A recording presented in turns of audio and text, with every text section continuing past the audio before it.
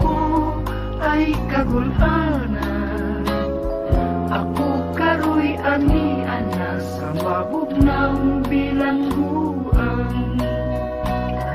Gibilanggo ako sa kasungasangit lamang. Naapil sa barkada, sa salangwa ko'y nahibawan. Wanay mahimo pa